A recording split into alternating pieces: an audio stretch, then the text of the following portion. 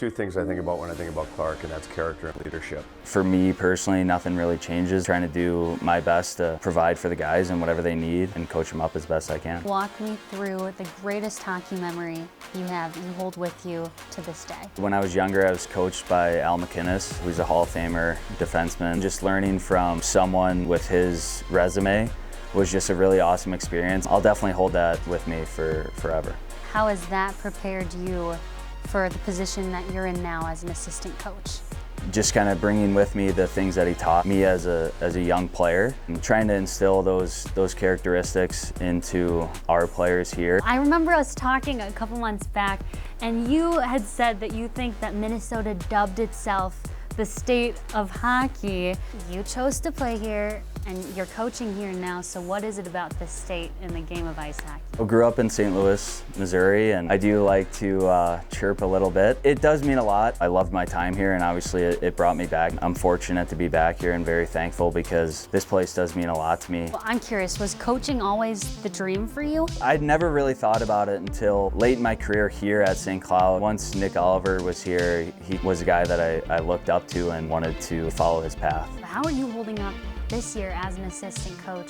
It's a big role that you've taken on. The biggest thing is being on the road recruiting. When I was with the guys 24/7 last year, and now having to leave and go on the road, you kind of gotta let go of your kids a little bit, if you will. When you're on the road talking to these families and prospective players, you can say, hey, I've been in the program, and I know what goes on. You know the program like the back of your hand. And I've played for Coach Larson. That's definitely one thing that I talk about a lot. Playing for him was such a great experience, and I loved him as a coach, and I know the guys in this locker room love him. Parents want to, send their kids somewhere where they trust the staff. At the end of the day, the kids are, in our hands, and we're here to take care of them. You're obviously a younger guy, so what kind of versatility does that give you in your favor to connect with the team on a more personal level? It's a little easier because I was just in their shoes. They might come to me more so with things that they just want to talk about.